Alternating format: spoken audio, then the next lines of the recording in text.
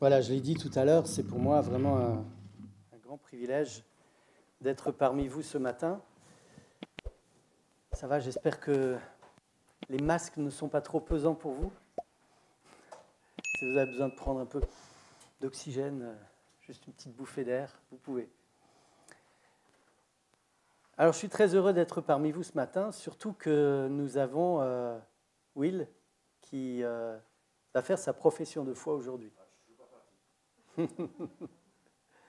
Et c'est pas une petite chose qu'on va vivre aujourd'hui. C'est vraiment quelque chose de fondamental, d'important, non pas parce que Will n'a pas encore rencontré son Seigneur, parce qu'il l'avait déjà fait. Will a été baptisé, ça fait quelques années maintenant. Voilà. Et il a découvert le Seigneur, il a découvert la parole de Dieu, et il lui a donné sa vie. Mais aujourd'hui, Will décide de rentrer dans l'église adventiste du 7e jour. C'est une profession de foi. Et on va entendre tout à l'heure quelles sont les raisons pour lesquelles il a pris cette décision. Et nous sommes impatients de le faire. Alors, aux raisons que tu as, Will, je voudrais en ajouter quelques-unes également. Vous savez que depuis 2 sabbats ou 3 sabbats, on est dans l'épître aux Colossiens. Et comme la parole de Dieu est merveilleuse et tellement riche, eh bien, le texte que j'allais aborder, même sans parler de profession de foi, colle parfaitement avec le thème, avec ton engagement. Alors, ça se trouve dans Colossiens, chapitre 1, et il y a l'un de ces versets qu'on va lire, donc on va lire des versets 24 à 29, mais pas tout de suite, mais le verset central de ce passage, c'est le verset 24. Où Paul dit « Ce qui manque aux souffrances de Christ, je l'achève dans ma chair pour son corps qui est l'Église. » Alors on pourrait se demander, mais est-ce qu'il manque encore quelque chose aux souffrances de Jésus ? Jésus n'a-t-il pas suffisamment souffert comme ça ? Qu'est-ce que tu en penses, Adriel ? Ça ne suffisait pas ? La croix, les sévices, les humiliations, le rejet, la solitude. Qu'est-ce qui manque aux souffrances de Christ ? On a un peu de mal à comprendre. Voilà. Alors, dans 1 Pierre 2, versets 9 et 10, je voudrais planter le décor qui se trouve dans la parole de Dieu, où Pierre nous dit, 1 Pierre 2, versets 9 et 10, « Vous êtes une race élue, un sacerdoce royal, une nation sainte, un peuple acquis, afin que vous annonciez les vertus de celui qui vous a appelé des ténèbres à son admirable lumière. Vous qui autrefois n'étiez pas un peuple, mais qui maintenant êtes le peuple de Dieu, vous qui n'aviez pas obtenu miséricorde et qui maintenant avez obtenu miséricorde. » Donc aujourd'hui, nous pouvons dire merci au Seigneur parce que le Seigneur nous déclare que nous sommes la race élue. Alors je sais, dans l'histoire de l'humanité, il y a eu souvent cette histoire de race élue qui est sortie.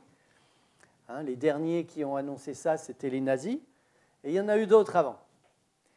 Mais là, il est question de race élue, non pas dans le sens d'une appartenance à une nation ou à une ethnie particulière, mais dans le sens de l'appartenance au Seigneur. Un sacerdoce royal. Des prêtres et des prêtresses royaux. Je me souviens de ta prédication, Maxime, quand Patrice était habillé en grand prêtre.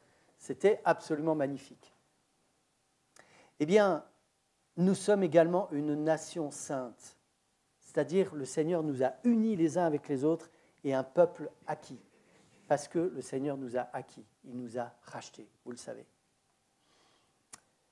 Je voudrais lire avec vous donc le texte de Colossiens 1, versets 24 à 29, où Paul va dire « Je me réjouis maintenant dans mes souffrances pour vous. Et ce qui manque aux souffrances de Christ, je l'achève en moi pour son corps qui est l'Église. C'est d'elle, de l'Église, que j'ai été fait ministre, selon la charge que Dieu m'a donnée auprès de vous pour que j'annonce pleinement la parole de Dieu. Cette parole, c'est le mystère caché à toutes les générations depuis toujours, mais révélé maintenant à ses saints, à qui Dieu a voulu faire connaître la glorieuse richesse de ce mystère parmi les païens, c'est-à-dire Christ en vous, l'espérance de la gloire. C'est lui que nous annonçons, exhortant, encourageant tout homme et les instruisant en toute sagesse afin de présenter à Dieu tout homme devenu parfait en Christ. C'est à quoi je travaille en combattant avec sa force qui agit puissamment en moi. Alors, pour pouvoir comprendre les souffrances de Christ, déjà, je ne sais pas ce que vous entendez dans cette expression « les souffrances de Christ ». Quand Paul dit « j'accomplis dans ma chair les souffrances de Christ », on a l'impression que c'est Paul qui souffre, non? Puisque c'est dans sa chair que ça se passe. Mais écoutons bien ce qu'il dit. « J'accomplis dans ma chair les souffrances de Christ ». Qui est-ce qui souffre? Christ. Christ souffre. C'est-à-dire que dans sa chair, dans sa vie, dans son être, Paul ne fait que porter les souffrances de Christ. C'est ce qu'il dit d'ailleurs. Je porte les souffrances de Christ. Je voudrais faire référence à cette histoire qui se trouve dans la Bible, que vous connaissez tous. C'est Jésus qui est invité chez Simon.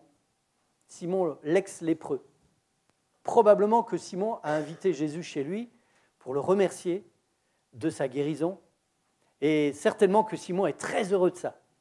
Alors, il y a des invités qui sont là, on mange. Vous savez comment ça se passe en Israël, les tables sont petites, on mange assis, on s'est lavé les pieds avant de rentrer dans la salle, et tout le monde est content, et ça se passe très très bien. Et là, une femme entre. Elle n'habite pas loin. Cette femme, lorsqu'elle rentre dans la pièce, tout le monde la connaît. On sait très bien qui c'est. Vous savez, quand elle rentre dans la salle, les gens lèvent les yeux au ciel, les gens disent « Oh là là, qu'est-ce qu'elle vient faire ici ?» Cette femme n'a pas bonne réputation. Parce que c'était une femme, comme on les appelait à l'époque, une femme de mauvaise vie. Elle s'appelle Marie, vous la connaissez, Marie-Madeleine. Et Marie, le texte nous dit, vous trouvez ça dans Luc 7, à partir du verset 37, le texte nous dit qu'une femme pécheresse qui se trouvait dans la ville, ayant su que Jésus était à table dans la maison du pharisien, apporte un vase d'albâtre plein de parfums. Elle se tient derrière aux pieds de Jésus. Et qu'est-ce qu'elle fait? Elle pleure. Cette femme pleure. Et elle pleure tellement que bientôt elle mouille les pieds de Jésus avec ses larmes. Et se rendant compte qu'elle a mouillé les pieds de Jésus, alors elle prend ses cheveux, elle essuie les cheveux de Jésus avec ça. Merci. Elle essuie les pieds de Jésus. J'étais en train de me dire, il y a un truc qui ne va pas. Elle essuie les pieds de Jésus avec ses cheveux. Cette femme pleure. Je ne sais pas si ça vous est arrivé de pleurer tellement que vous mouillez ce qu'il y a devant vous. C'est déjà arrivé à qui? On peut voir les mains? Moi, je lève la main. Voilà. On pleure, on pleure. Pourquoi? Pourquoi cette femme pleure? Parce qu'elle est triste? Je ne crois pas. Elle se tient derrière Jésus. Elle n'ose pas venir devant. Elle se tient juste derrière Jésus. Parce que cette femme a été pardonnée. Cette femme a été tellement aimée par Jésus. Et je vais vous dire, cette femme a été portée par Jésus parce que Jésus a porté ses souffrances. Jésus a porté son péché. C'est-à-dire que quand Jésus a rencontré cette femme pour la première fois, Jésus était là, il l'a écoutée, il l'a entendue, il l'a comprise, il l'a portée. Et déjà là, Jésus était en train de porter son péché. Vous savez, quand Jésus rencontrait quelqu'un, il portait déjà le péché de la personne.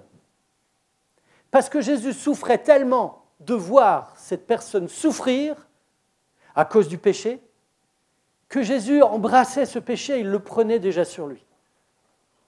C'est quelque chose d'extraordinaire. Il n'y a que l'amour qui peut faire ça, le vrai. Parce que quand on aime, qu'est-ce qu'on fait? On porte les gens dans notre cœur. On est capable de les écouter. On est capable de pleurer avec ceux qui pleurent. On est capable de rire avec ceux qui rient. On est capable d'être malheureux avec ceux qui sont malheureux.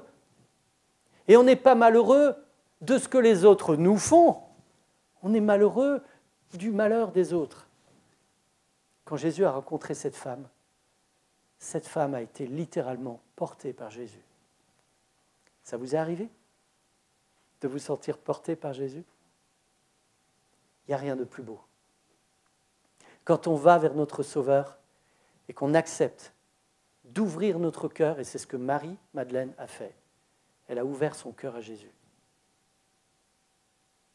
Vous savez, quand elle rentre dans cette salle dans laquelle on mange, tous les gens savent qui elle est. Même Jésus, tout le monde sait qui elle est. Mais le seul à porter cette femme, le seul à porter sa souffrance, c'est Jésus. Et cette femme comprend. Cette femme comprend que Jésus est en train de porter sa souffrance, que Jésus l'a déjà prise sur lui. Et ça la touche tellement que, bien évidemment, elle pleure. Elle pleure parce qu'elle est touchée. Elle pleure parce qu'elle n'a jamais rencontré quelque chose de ce genre. Jamais de sa vie, ça lui est arrivé. Mais lisons la suite de l'histoire. Luc 7, au verset 38, je reprends au verset 38, elle pleurait. Et bientôt, elle lui mouilla les pieds de ses larmes, puis les essuya avec ses cheveux, les embrassa et oignit les pieds de Jésus avec du parfum, avec son parfum.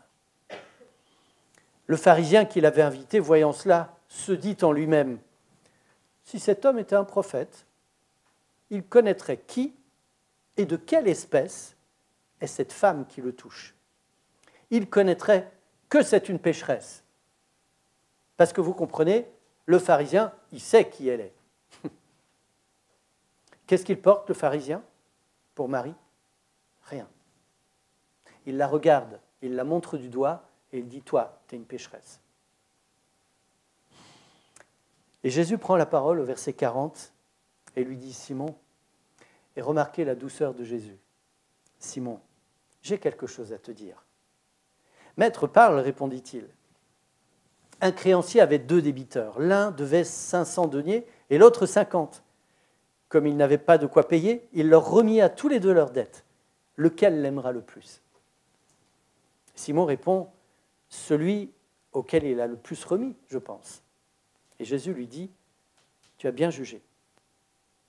Puis, se tournant vers la femme, il dit à Simon, tu vois cette femme? Je suis rentré dans ta maison. Tu ne m'as pas donné d'eau pour me laver les pieds. Mais elle les a mouillés de ses larmes, les a essuyés de ses cheveux.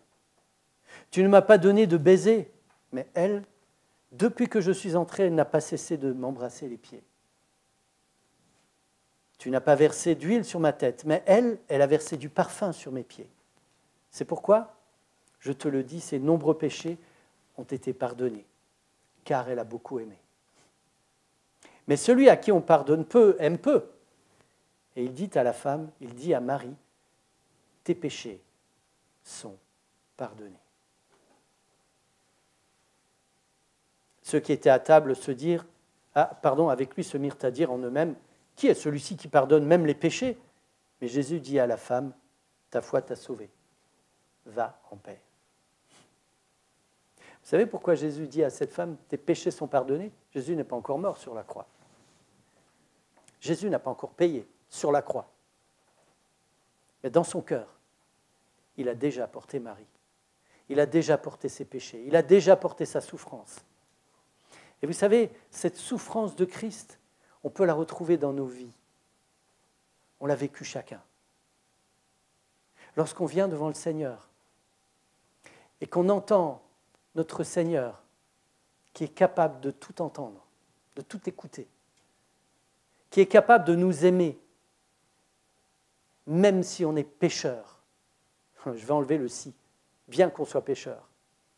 Qui est capable de nous donner son amour, de nous donner le pardon. Pourquoi? Parce qu'il nous a portés. Parce qu'il a porté nos péchés. Will, tu vas faire alliance avec le Seigneur dans l'église adventiste aujourd'hui. Tu as déjà fait alliance avec le Seigneur. Parce que le Seigneur a touché ton cœur. Et on est là avec toi parce que le Seigneur a touché notre cœur. Et les souffrances de Christ, nous pouvons les ressentir comme Marie. Vous savez, j'ai intitulé l'extrait qu'on a lu dans l'évangile de Luc, « L'amour qui fait mal ». L'amour de Jésus, c'est quelque chose qui fait mal. Parce que il accepte tout. Jusqu'à donner sa vie. Je voudrais vous lire un autre passage qui se trouve dans l'Épître aux Romains, où là, c'est Paul qui parle. Et vous comprenez pourquoi Paul, au travers de ce texte, pourquoi Paul parle des souffrances de Christ qu'il porte en lui. Romains 9, versets 1 à 5. Paul va parler de ses frères juifs qui n'ont pas accepté Jésus. Et il va dire, « Je dis la vérité en Christ, je ne mens pas, ma conscience m'en rend témoignage par le Saint-Esprit. » Autrement dit, ce qu'il va nous dire, c'est vrai, et c'est vraiment vrai, et ça vient du Seigneur. Au verset 2, « J'éprouve une grande tristesse et j'ai dans le cœur un chagrin continuel, car je voudrais moi-même être anathème, c'est-à-dire maudit ou rejeté. J'aimerais moi-même être rejeté par qui ? Par Dieu, et séparé loin de Christ pour mes frères, mes parents selon la chair, qui sont israélites. » C'est fou. Paul est en train de dire, je voudrais, pour qu'il puisse accéder au salut, je voudrais être rejeté. Si ça servait à quelque chose, je serais d'accord de le faire. Vous avez là une image de Jésus. Jésus a fait ça. Paul a donné toute sa vie au Seigneur. Pourquoi ? Parce que, il le dit, l'amour du Christ nous presse. Les jeunes, vous connaissez cette phrase. C'est la devise des explos. L'amour du Christ nous presse. Et l'amour du Christ pressait Paul, mais au point où il a passé toutes les humiliations. Quand vous lisez ce que Paul dit de sa vie, c'est une horreur. Je ne sais pas si nous accepterions de partir maintenant, aujourd'hui en mission, en sachant que le vécu de Paul nous attend. Ouh, ça fait frémir. Mais vous savez, quand l'amour du Christ nous presse, c'est l'amour de Christ qui nous pousse en avant. C'est les souffrances de Christ. Porter les souffrances de Christ. Je ne sais pas si vous voyez ce que ça sous-entend, ça. Je reprends ce passage. Ce qui manque aux souffrances de Christ, je l'achève en ma chair pour son corps qui est l'Église. Qu'est-ce qui manque aux souffrances de Christ ? Ce que moi je vais vivre dans ma vie. Qu'est-ce qui manque aux souffrances de Christ ? Chaque fois que je pêche et que je reviens vers le Seigneur, c'est ça qui manque aux souffrances de Christ. Parce que le Christ a souffert pour ça. Parce que Jésus continue à souffrir pour ça. Chaque fois que je pêche. Alors Jésus n'a pas mal parce que « Ah, vous me faites mal !» C'est pas ça. Jésus souffre parce que je souffre. Jésus souffre parce qu'il nous porte en lui. Et ça, c'est extraordinaire. Donc chaque jour, nous pouvons porter les souffrances de Christ en nous. Quand nous venons vers le Seigneur, entendre que le Seigneur n'est pas là en train d'attendre avec une trique qu'on se repente. Non, le Seigneur nous a déjà portés. Le Seigneur nous a déjà pardonnés. Parce qu'il nous porte, excusez-moi l'expression, il nous porte dans ses tripes, littéralement. Souvenez-vous, sabbat dernier, on a parlé du fait que Jésus est notre papa, en fait. Oui, il nous porte dans ses tripes, c'est lui qui nous a fait. Et bien plus que ça, j'ai du mal à l'exprimer tellement c'est quelque chose de fort et de profond. Je ne sais même pas à quel point je peux comprendre cela. Mais on avance avec le Seigneur. Et le Saint-Esprit nous permet de comprendre, de saisir la beauté. Et c'est pour ça que Paul dit, ce qui manque aux souffrances de Christ, je l'achève dans ma chair.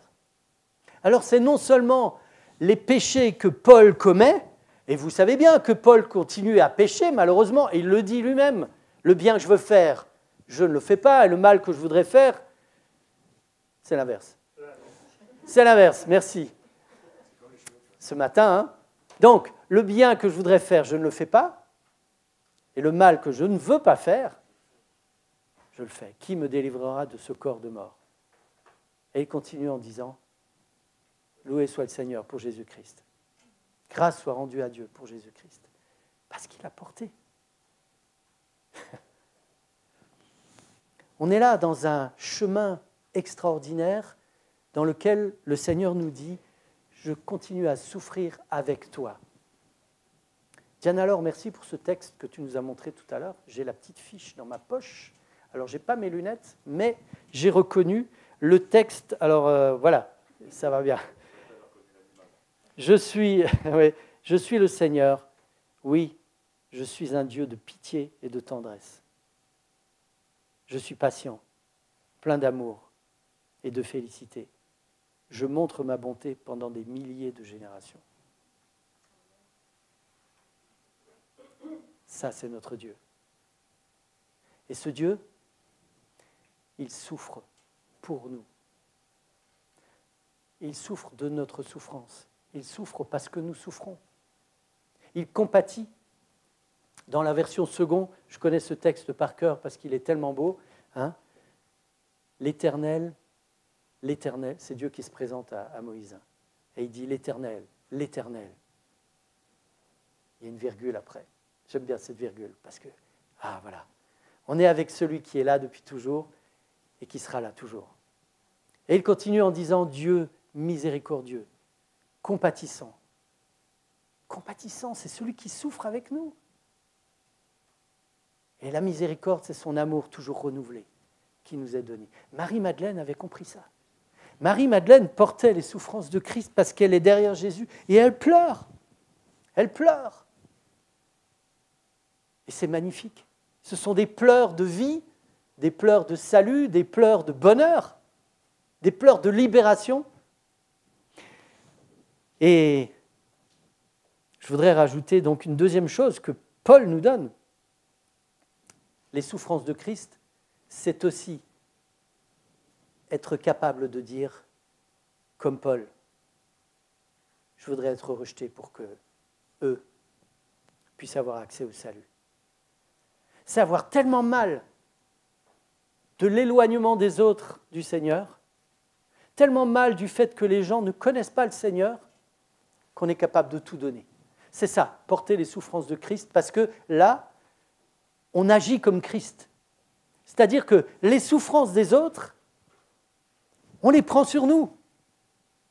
Et là, on est capable d'intercéder, on est capable de plier le genou et de rester à genoux jusqu'à ce que le Seigneur intervienne. On est capable de demander au Seigneur de mettre les mots dans notre bouche qui vont toucher. Le Seigneur touche les cœurs. Le Seigneur met les mots dans notre bouche. Et quand on aime, comme le Seigneur aime, comme Paul aimait les Israélites, les gens le sentent. Et il y a des portes qui s'ouvrent. Et on est tous dans cette barque qui est notre Église et que Wilfried rejoint aujourd'hui.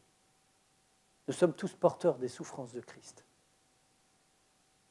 Alors soit on les porte, soit on ne les porte pas.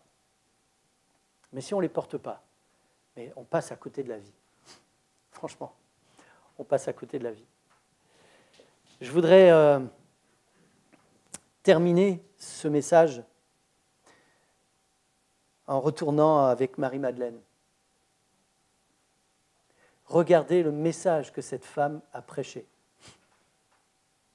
Tout simplement parce qu'elle a laissé Jésus vivre en elle. Tout simplement parce qu'elle a accepté de s'ouvrir et probablement que pour elle, ça a dû être quelque chose d'immensément difficile de croire qu'elle était aimée malgré son péché. Et pour nous, parfois, c'est difficile. Vous savez, parfois, on s'exclut de la présence de Dieu parce que notre péché nous semble tellement grand qu'on n'en parle même pas. On n'ose même pas ouvrir. Et le Seigneur est là, il frappe. à la porte de notre cœur. Je me tiens à la porte et je frappe. Celui qui entend ma voix et qui ouvre la porte, j'entrerai chez lui. Je souperai avec lui et lui avec moi. Et vous entendez bien, lui avec moi. Vous savez comment on dit ami en langage de sourd? C'est comme ça. Voilà, c'est ce que le Seigneur veut. D'ailleurs, il dit à ses disciples, je vous appelle amis, vous êtes mes amis. Alors, on est impatient d'entendre ton témoignage, Will. Et on remercie le Seigneur pour cette parole merveilleuse qu'il nous donne et pour ce privilège de pouvoir porter les souffrances de Christ en nous. Que le Seigneur vous bénisse. Amen. Pour faire la jonction entre cette prédication, merci en tout cas de nous avoir redonné un peu courage et de nous avoir fait comprendre ce que le Seigneur veut que nous... comment on peut marcher avec lui et qu'est-ce que l'on peut faire aussi, surtout pour les autres et pour soi-même. Pour faire la jonction donc, entre cette prédication et la cérémonie de profession de foi de Wilfrid, nous allons écouter Tristan Dalmazier. Alors pour ceux qui ne le connaissent pas ou pour ceux qui nous regardent sur Internet, Tristan appartient à l'église de Mulhouse. C'est un musicien. Il est aussi de temps en temps compositeur, si j'ai bien compris. Mais ce matin, il va nous jouer un morceau de... Alors, en français, c'est Bach, hein, Jean-Sébastien Bach, pour ceux qui sont allemands. Et le titre, c'est L'Allemande, et c'est extrait de la première suite pour violoncelle.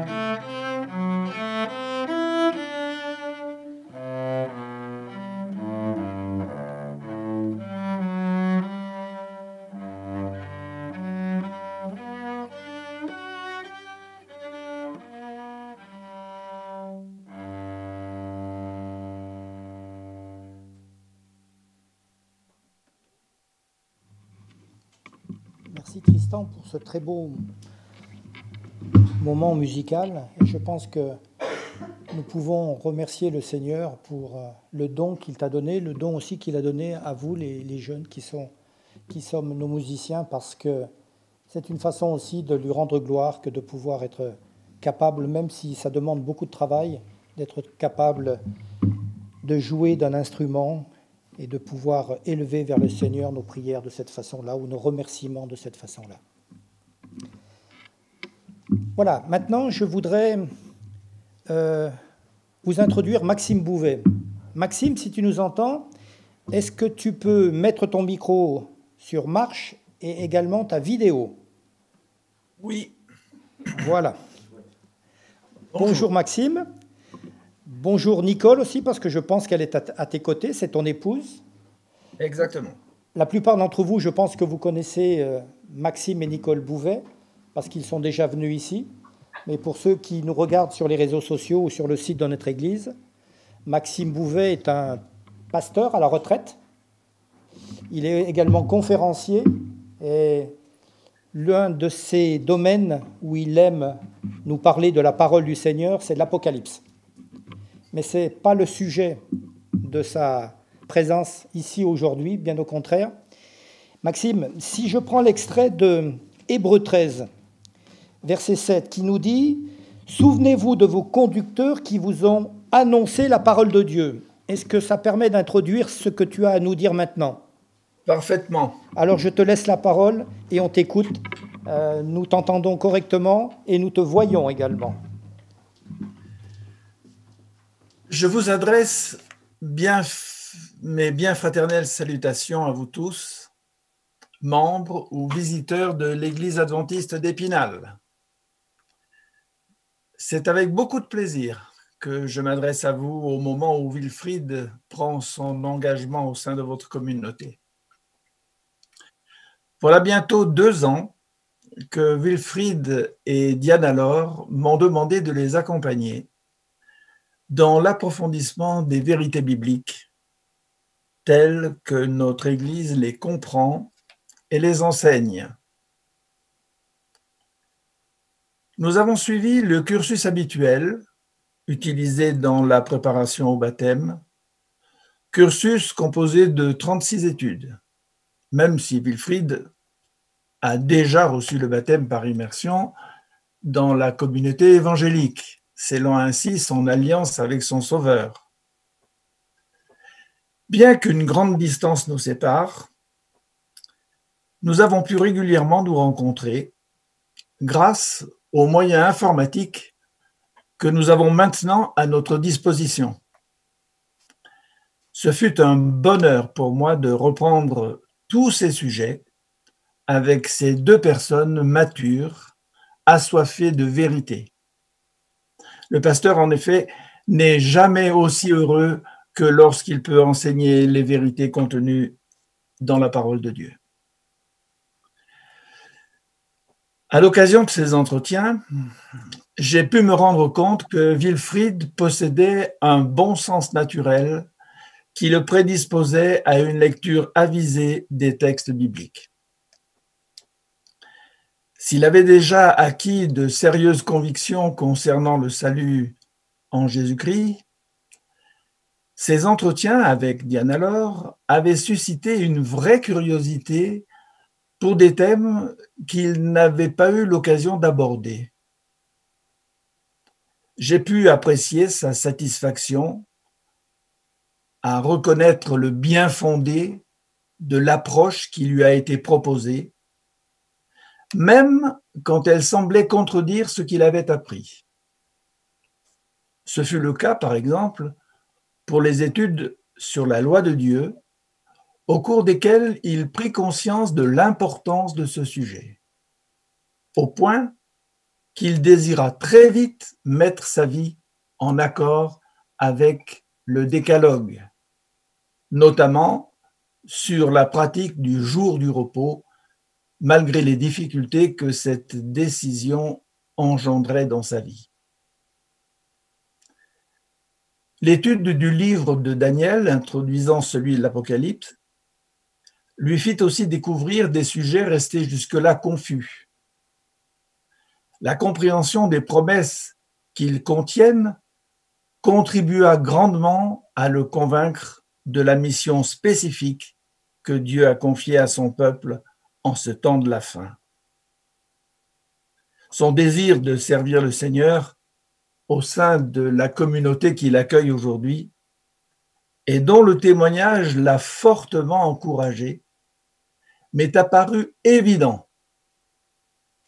Je prie donc le Seigneur de fortifier en toi, Wilfried, la joie du service et que ta foi soit pour chacun des membres de la communauté la bonne odeur de Jésus-Christ, le Sauveur dont nous attendons l'imminente apparition. Que le Seigneur bénisse votre collaboration à son service et vous comble tous de sa joie.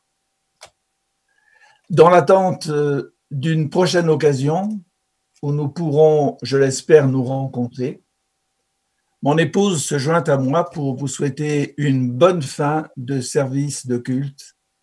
Nous vous disons donc à vous tous, chers amis vosgiens, au revoir.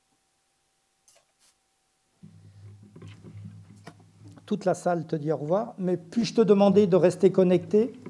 Oui, bien sûr. Et de laisser l'écran, enfin ta vidéo également en fonction. Et maintenant, nous allons poursuivre cette cérémonie et je laisse la parole à Jean-Marc et à Wilfried. Alors surtout à Wilfried, la parole. Tiens, je te laisse le pupitre, je me mets à côté. Pour une fois que je peux en profiter. Voilà, profites-en. Bonjour alors, Maxime, merci pour tes éloges. Bon, bah maintenant, j'ai plus besoin de faire la profession de foi, je peux valider, c'est bon. Non, merci à toi pour tous les enseignements, la patience que tu as eue. Parce que c'est vrai qu'on avait des horaires qui n'étaient pas forcément évidents, et on va pas raconter toute notre vie, mais tu as fut preuve de compréhension, et merci pour tout ce que tu m'as apporté, quoi. Et ce que tu vas m'apporter, parce qu'on va continuer. Gloire à Dieu. Donc voilà. Il dit gloire à Dieu. Moi j'ai entendu ça. Je ne sais pas si tout le monde l'a entendu. Ah bah. Voilà, donc Wilfried.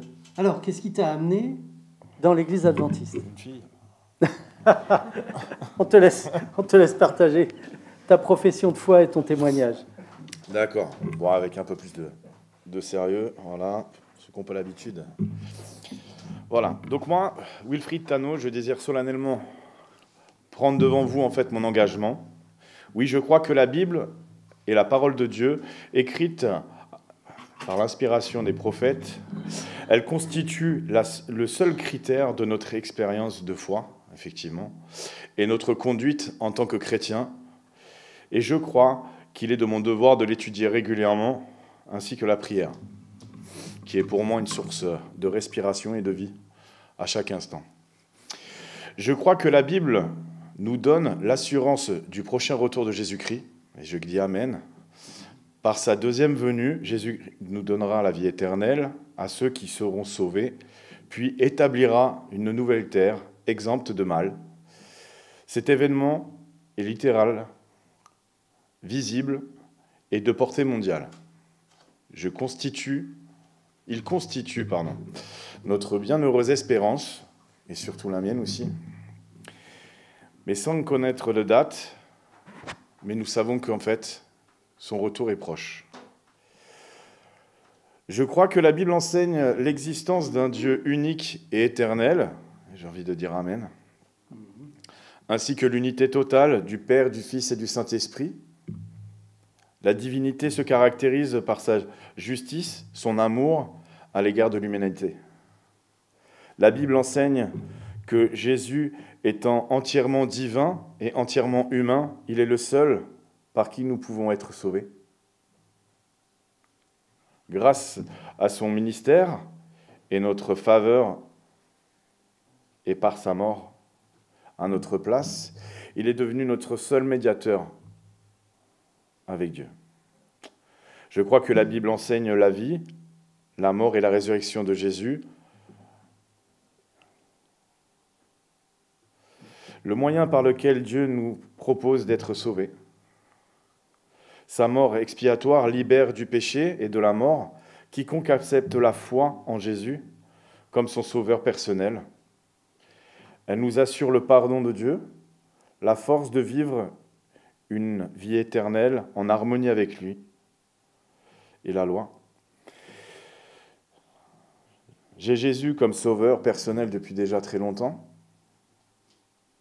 mais aujourd'hui, je veux le renouveler en disant que je veux aussi prendre les lois et ses préceptes dans ma vie de chaque jour. Je crois que la Bible dit aussi au sujet de la mort qu'effectivement, ils ne prennent pas un avion céleste, mais qu'effectivement, ils dorment jusqu'au retour de Jésus. Je crois que la Bible enseigne que Jésus est maintenant dans le lieu très saint du sanctuaire céleste, qu'il juge son peuple, intercède pour lui et procure à qui le demande la force de transformer nos caractères à sa ressemblance. Si vous m'auriez connu avant, vous saurez que c'est vrai. Je crois en la Bible qui enseigne que la loi de Dieu exprimée dans ses 10 commandements est l'expression du caractère et de sa volonté pour chaque croyant.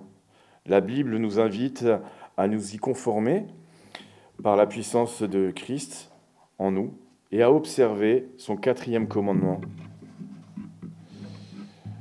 qui réclame la mise à part du 7e jour de la semaine depuis son coucher du soleil le vendredi soir comme jour de culte et de repos, comme signe de notre salut par la foi et mémorial de la création en 7 jours littéraires.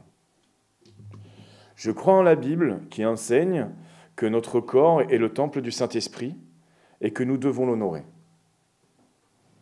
Dans notre corps et notre esprit, ce qui est des fois compliqué.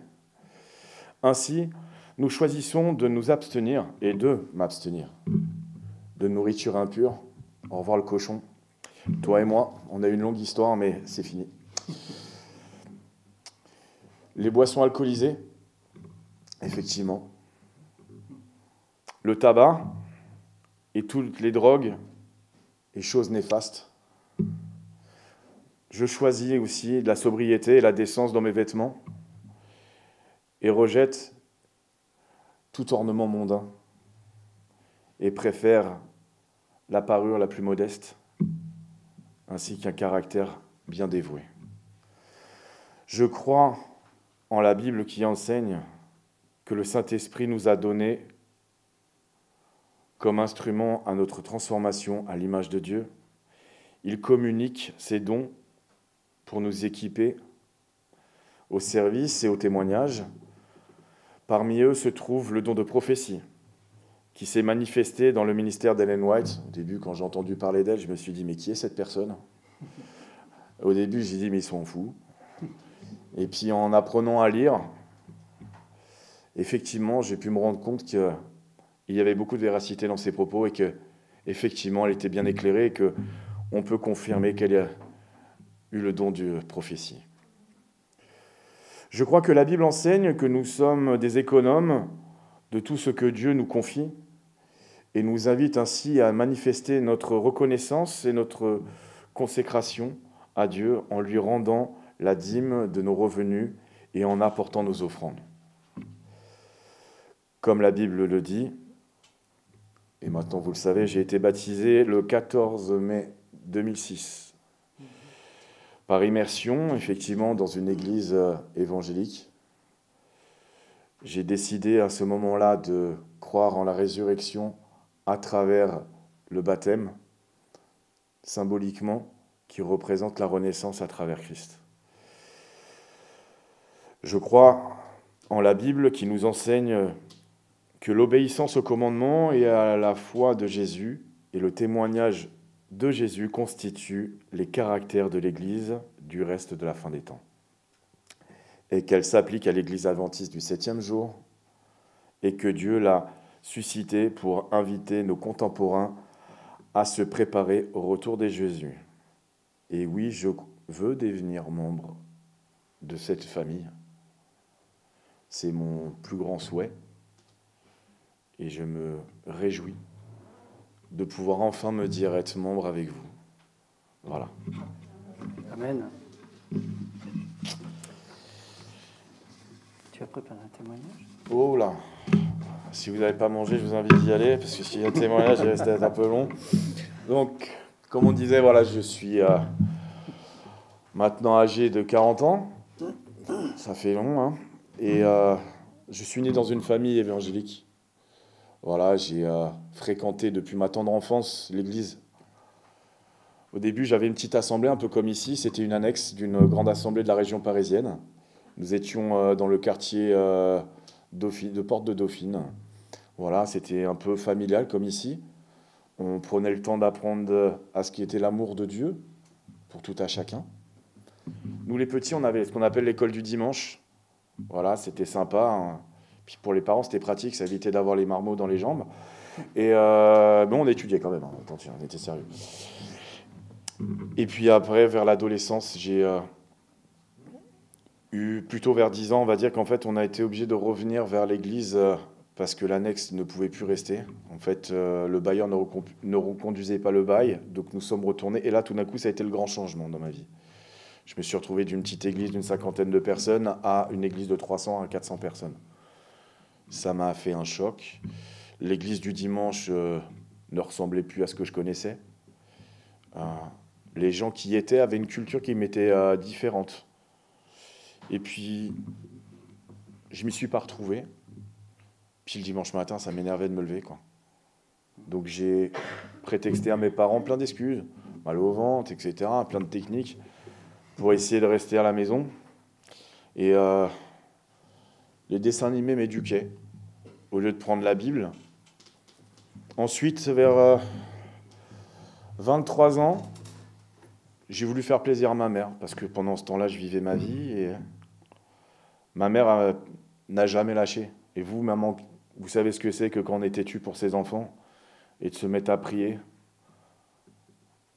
Et un jour, j'ai voulu lui faire plaisir, j'ai dit d'accord, je te suis, je vais à l'église avec toi.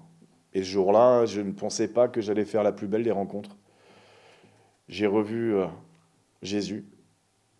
Et à travers l'enseignement que faisait ce pasteur ce jour J, j'ai eu l'impression que j'étais dans un ring de boxe acculé et que j'étais en train de me prendre toute la vérité en pleine face.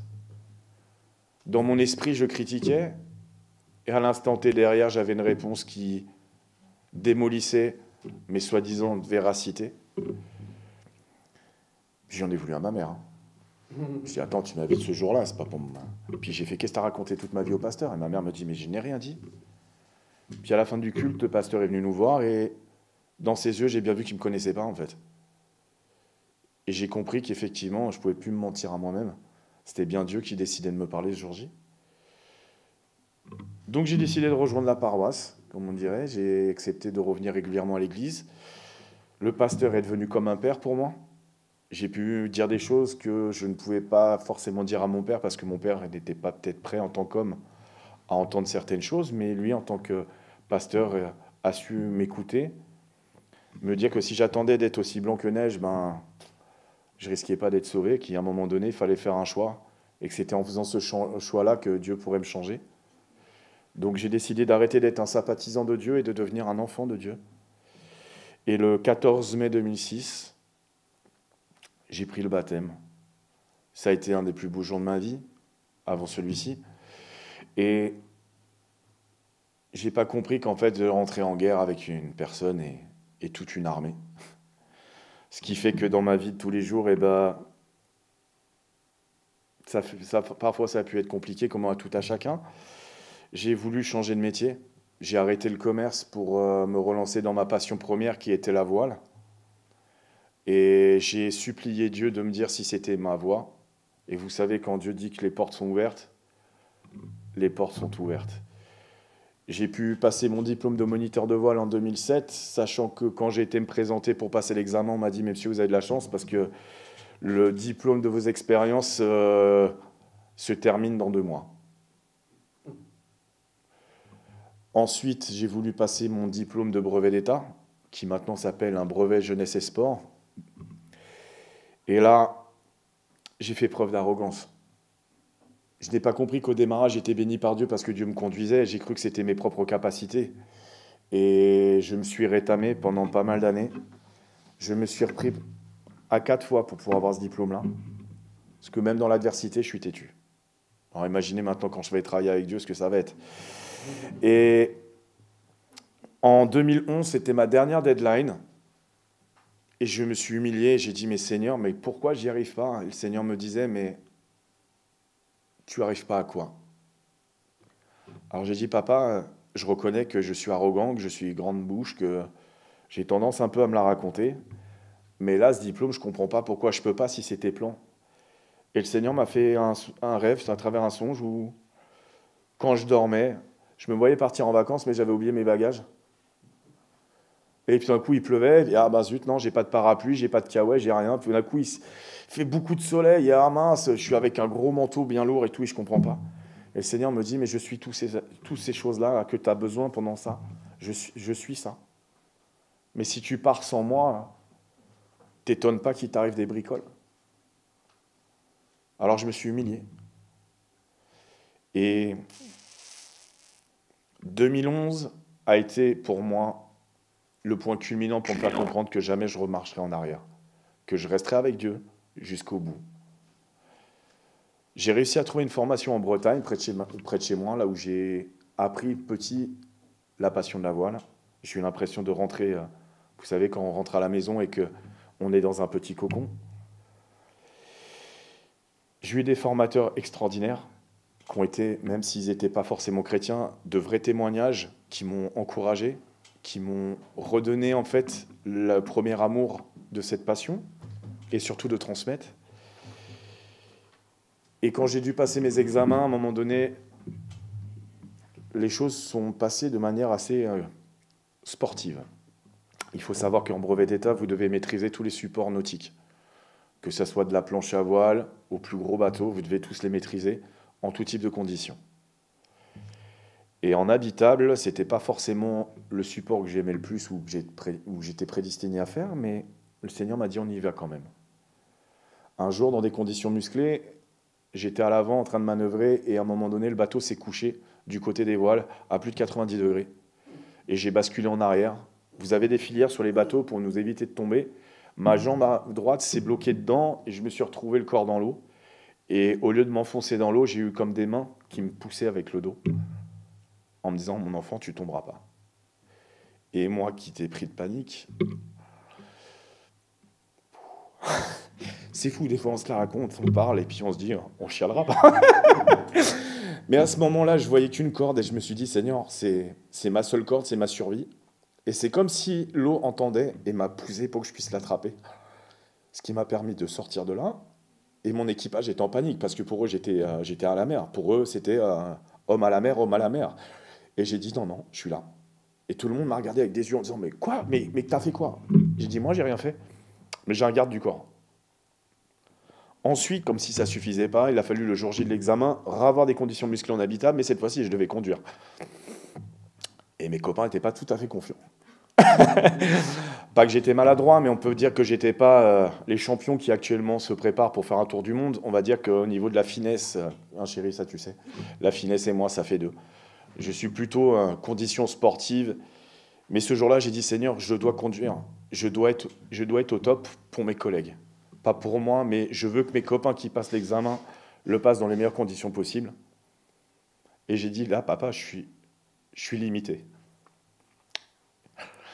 Et la réponse a été, mon fils, parce que tu es limité, moi je commence.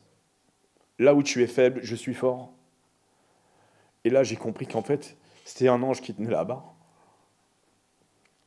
Et grâce à Dieu, j'ai eu mon examen. Mais j'ai surtout appris à avoir de la modestie. Et donc, comment ne pas vouloir aimer son père et comment ne pas vouloir l'honorer? Alors effectivement, j'allais le dimanche parce que je me suis dit, oh papa, tu veux un jour dans la semaine, ça va, que ça soit le samedi, t'en as fait 6 autres, je te prends le lundi ou le dimanche et puis on est quitte. Puis en 2005, en 2014, je suis arrivé en Alsace sous le fait d'un challenge, un pari. J'ai un ami qui me disait, Wilfried, à Mulhouse, là, le club, c'est pas top, il manque du personnel. J'ai dit, écoute, moi je crois qu'à Paris, j'ai fait le tour. Donc je suis arrivé en Alsace. Et puis en Alsace, 2015, on s'est rencontrés. Et puis on a échangé. On a parlé, elle m'a dit qu'elle était adventiste. Alors sur le coup, moi, je lui dirais tout de suite que j'ai été voir Wikipédia pour savoir ce qu'était adventiste. Et puis on a échangé. Et ça m'a vraiment donné envie d'apprendre encore plus.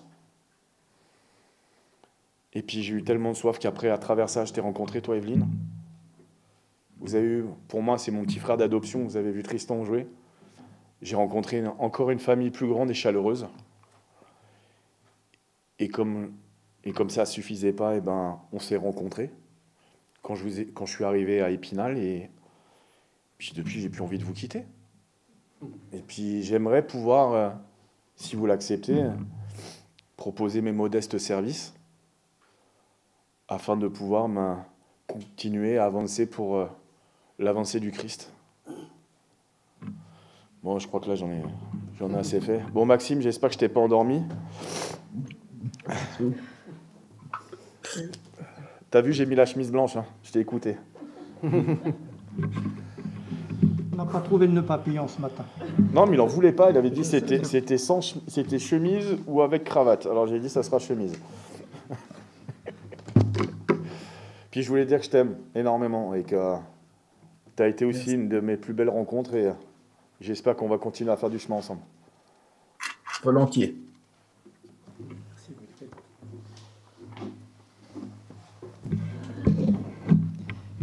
Merci Wilfried pour ton témoignage.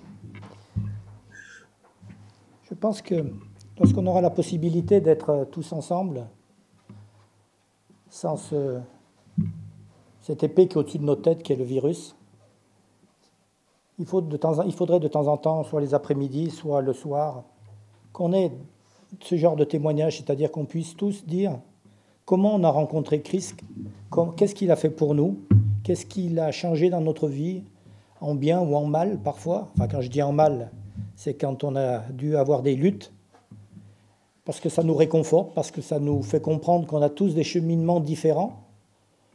Mais quand on s'abandonne au Seigneur, tous ces chemins mènent vers lui et vers Jésus-Christ. Et on a envie de le laisser nous transformer encore plus. Et c'est ce qu'on appelle la sanctification. Mais je pense que c'est encourageant d'écouter comment nos frères, nos sœurs, notre jeunesse aussi, nous sommes venus à Christ. Ce n'est pas toujours facile, et je pense aussi aux jeunes, parce que quand on est à la retraite, on n'a plus ce problème de scolarité, d'études. Et en ce moment, il y a beaucoup de choses qui deviennent difficiles aussi pour les jeunes et pour les études. Mais faisons confiance au Seigneur, il va nous guider. Avant de bénir cette demande et de prier avec Wilfried, les anciens, le pasteur et Wilfried, nous allons avoir un autre moment musical, et je demande à Diane alors de se préparer, qui va nous interpréter un chant. Alors ne vous inquiétez pas si vous ne comprenez pas forcément tout. Aujourd'hui, j'ai décidé de chanter en 2 langues, en allemand et en français. Et c'est simplement pour dire, comme tu l'as, je pense, très bien exprimé, que sans Dieu, on est capable de faire beaucoup de choses, mais trop de choses de travers, et qu'avec lui, c'est tout simplement mieux et que ça glisse mieux.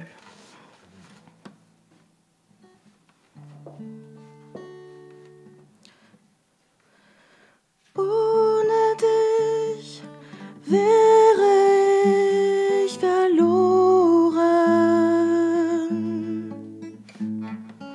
Ohne dich wäre ich nicht viel.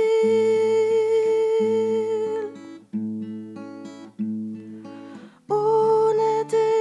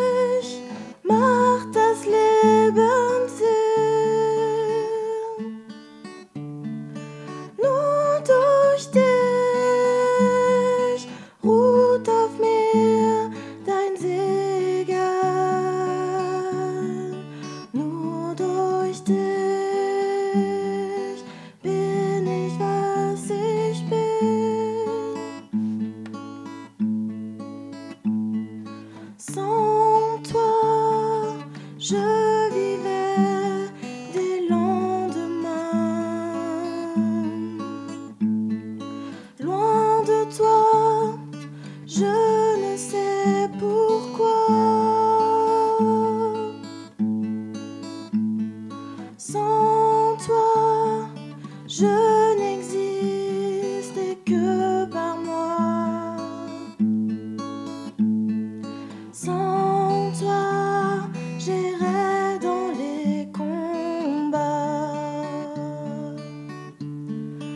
Mais c'est toi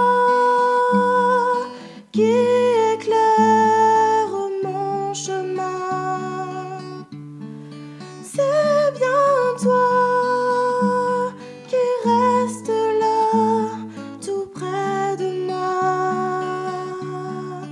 Oui, c'est toi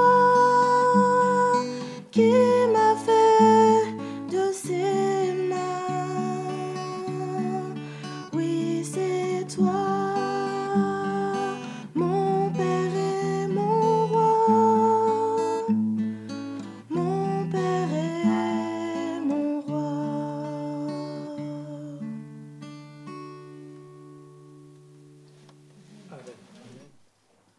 On a été bénis par le Seigneur. Tu voulais dire quelque chose? Oui, la pluie est partie. Ouais. Voilà. Merci pour ton témoignage. Merci. Moi, je dois te dire que ça fait aussi quelques années que je te connais. Et c'est vrai que, en fait, tu es un grand cœur, tout tendre. Voilà. Et parfois, on a l'impression que, bon, tu te protèges. Et je comprends ça. En tout cas, moi, je remercie le Seigneur pour cette œuvre merveilleuse qu'il fait en chacun de nous, et en particulier dans ta vie. Je crois qu'on a tous été enrichis par ton témoignage et ton engagement. Pour te signifier notre soutien, on va faire plusieurs choses maintenant. La première, je vais demander aux anciens de bien vouloir me rejoindre sur l'estrade, et je vais te demander de nous rejoindre aussi. Nous allons prier ensemble, et je demande à l'Assemblée de se mettre à genoux dans ce moment de prière, de consécration. Venez. Bon, Maxime, on t'attend. Voilà. Alors venez. Will, si tu veux bien te mettre au milieu, et nous, on se met autour de toi. On va se mettre à genoux. En plus. On fait ça en direct. Notre bon et tendre Père Céleste, nous sommes si heureux de pouvoir entendre le témoignage de notre frère, si heureux de ce travail merveilleux que tu as fait dans sa vie, dans son cœur, si heureux de ta patience, de ton amour. Et Seigneur, nous sommes heureux parce qu'ensemble, nous pouvons aujourd'hui l'accueillir dans ta famille. Et nous voulons te demander de le bénir, te demander de le couvrir de ta présence, de le baptiser de ton esprit jour après jour, pour qu'il puisse continuer son chemin avec toi et que l'Église puisse être bénéficiaire de tout ce que tu as mis en lui pour ta gloire, Seigneur. Nous voulons ensemble travailler pour toi. Nous voulons ensemble nous donner pour toi parce que toi, tu as tout donné pour nous. Et Seigneur, nous voulons te dire à quel point nous t'aimons. Fais grandir cet amour que nous avons pour toi dans chacun de nos cœurs et continue à faire grandir notre frère Will que nous remettons entre tes mains. Et nous t'en prions, Seigneur, au nom de Jésus. Amen. Amen. Amen.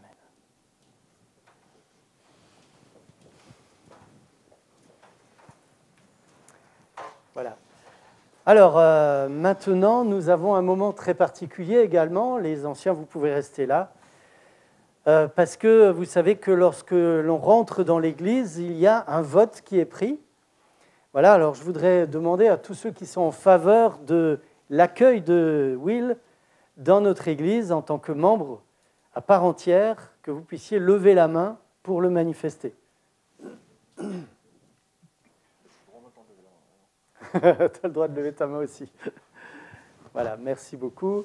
Alors, les membres de Mulhouse et de Saint-Dié n'ont pas levé la main, mais je sais que votre cœur y est. Voilà. Alors, si vous voulez lever la main pour vous associer. Voilà, merci beaucoup. Très bien. Maintenant, il y a Jessica qui a une petite surprise pour toi. Voilà, les anciens, on peut retrouver nos places si vous voulez. Alors, tiens, je te prends le micro, Jessica. Alors, merci tout d'abord à Wilfried aussi pour ton témoignage, parce que c'est, je pense, enrichissant pour chacun d'entre nous. Et puis, effectivement, je pense que le ciel se réjouit avec nous de t'accueillir dans la grande famille de Dieu et aussi dans notre église, ici à Épinal. Et donc, je te remets donc, alors dans ce petit sac. Donc, tu as ton certificat de profession de foi que tu pourras aussi signer pour l'engagement que tu as pris aujourd'hui. Et puis, une Bible aussi qui te permettra de continuer à approfondir ta connaissance de Dieu et puis à redécouvrir toujours les promesses et à découvrir aussi peut-être ce que tu n'as pas encore vu. Voilà, donc de la part de l'église d'Épinal. Et puis aussi cette petite fleur, je n'oublie pas, qui est aussi pour toi. Voilà. C'est parce que tu veux un peu de douceur dans ma vie. Bouge pas, ma petite. Donc bienvenue. Ça marche.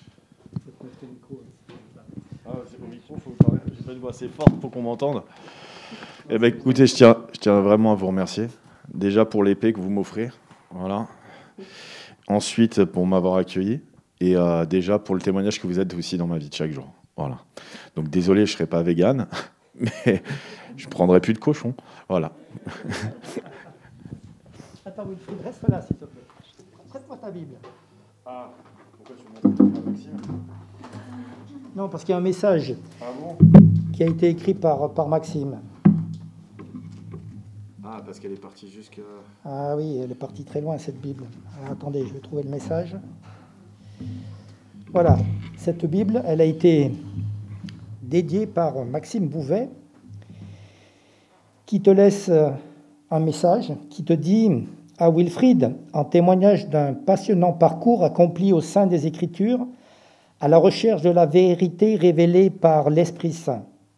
Puisse notre Seigneur Jésus-Christ être et rester toujours ton modèle au sein de la communauté spinalienne qui t'accueille aujourd'hui. Qu'il fasse abondamment fructifier le service que tu désires y apporter en vue du salut des âmes auprès desquelles il te conduira. Que toute gloire soit rendue à notre Dieu, ton accompagnateur et frère reconnaissant, Maxime Bouvet. Et il t'a laissé aussi un passage qui est extrait d'Apocalypse 3, et ce sont les versets 11 et 12 qui disent « Je viens bientôt. Retiens ce que tu as, afin que personne ne prenne ta couronne. Celui qui vaincra, je ferai de lui une colonne dans le temple de mon Dieu, et il n'en sortira plus. J'écrirai sur lui le nom de mon Dieu et le nom de la ville de mon Dieu, de la nouvelle Jérusalem qui descend du ciel, d'auprès de mon Dieu,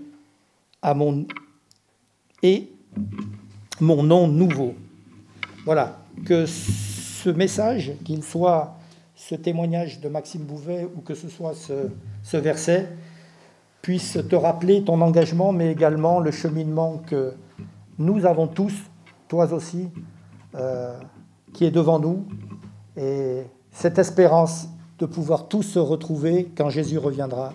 Amen. Merci. Merci Maxime pour ton gentil mot. Et puis, comme d'habitude, tu as su trouver ce qui allait me plaire. Moi, j'aime bien cette promesse de pouvoir devenir une colonne. J'ai déjà le profil, donc maintenant, j'ai plus qu'à avoir le caractère, et puis on est bon. Voilà. Mille merci. Je voulais vous dire que je vous aime, et que je me réjouis maintenant de pouvoir me mettre au boulot avec vous, quoi. Parce qu'on en a. On a beaucoup de travail à faire. Il y a beaucoup d'autres personnes aussi qui ont besoin d'avoir cette bonne nouvelle. Et un petit témoignage court par rapport à ça, c'est que j'ai un ami à moi qui est marginal, que je connaissais par rapport à l'église évangélique où j'allais avant. Et à une époque, je lui ai fait comprendre que je n'allais plus à l'église là-bas parce que je voulais respecter le sabbat. Et au début, il m'a regardé avec des grands yeux en disant la même chose que moi, mais gars, tu prends un jour dans la semaine et ça suffit. Mais j'ai eu à cœur de faire des études bibliques avec lui Des fois, le lundi matin, quand j'avais du temps, il venait prendre un café ou un thé, on discutait, on échangeait. Des fois, on lavait du linge s'il y avait du linge à laver. Et puis là, récemment, j'ai eu le plaisir d'apprendre que maintenant, il avait compris que le sabbat était très important. Et maintenant, il essaye d'en parler dans l'église. Donc maintenant, l'église grince un peu parce qu'il fait un peu, comme on dit chez moi, du dépoussiérage et ça dérange un peu. Mais bon, je lui ai dit, tu as été appelé pour ça. Et puis dernièrement, on a fait une étude et puis on a parlé par rapport à l'alcool. Et je lui ai dit, mais mon garçon, dans la Bible, il n'a jamais été dit qu'on devait prendre du Saint-Émilion pour faire la Sainte Seine. Et je lui ai dit, dans la Sainte Seine, c'est pas le Saint-Émilion qui est le plus important. J'ai fait, c'est le avant. Et nous, on sait ce que c'est que le avant. C'est s'humilier de manière fraternelle pour se laver les pieds. Donc déjà, ça l'a touché. Et puis après, comme il a dit, mais oui, tu as raison, il y a marqué du fruit des vignes, il n'y a pas marqué du vin. Donc ouais, c'est pas bon ça non plus, ça faut le retirer. Et je me réjouis parce que je me dis que le Seigneur me l'a pas mis pour rien sur la route.